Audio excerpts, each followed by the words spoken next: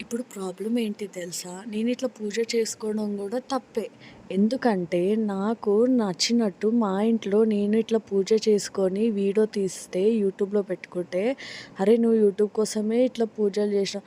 అరే! మీరు గూడా చేయండి. మీరు గూడా పూజలు చేసి యూట్యూబ్‌లో పెట్టుకోండి. ఎవరొద్దన్నారు? ఎవరిష్టం వాళ్ళది. ఎవరి లైఫ్ వాళ్ళది గదా!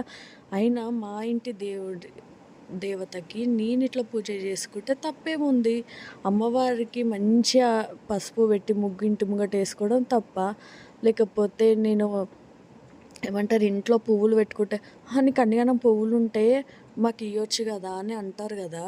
ఎందుకు అలాంటివి వద్దు.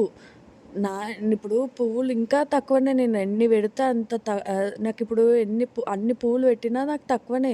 ఎందుకంటే తులజాపూర్‌లో అమ్మవారిని ఎంత బాగా అలంకరిస్తారో ఒక్కొక్కసారి చూస్తే వాళ్ళు చేసే పూజకి నేను ఇంకా తక్కువనే చేశా. ఎందుకంటే మా ఇంటి దేవుడు తులజాభవాని. ఆ అమ్మకి ఓంకారంలో పుట్టింది. పసుపు, అలంకరణ అంటే చాలా ఇష్టం. ఇప్పుడు ఎవరిష్టం వాళ్ళది గదా! అంటే పూజ చేస్తే గూడా తప్పేనా? మీ ఇష్టం. మీరు గూడా యూట్యూబ్‌లో పెట్టుకోండి. వీడియో తీసుకోండి. ఒకళ్ళని అనే ముందు కొంచెం ఆలోచించండి. ఎందుకంటే ఏది చేసినా తప్పే అయిపోతుంది. అదే ఇప్పుడు పూజ వీడియోలు గాకుండా గలీజ్ గలీజ్ వీడియోలు తీస్తారు గదా! వాళ్ళకి మీరేం సజెషన్ ఇయ్యరా? ఎందుకు ఇట్లా మంచిగా ఏదన్నా ఇప్పుడు నా వల్ల చాలామంది మారిండ్రు. అది నాకు దెలుసు. నేనిలా పూజ జేయడం వల్ల ఇంతమంది మారిండ్రు, ఏంటిదని నాకు దెలుసు. నేనేం పెద్ద గొప్పని గాదు. కాకపోతే నాకు నచ్చింది నేను జేసుకుంటాను గదా! నా లైఫ్ నా ఇష్టం.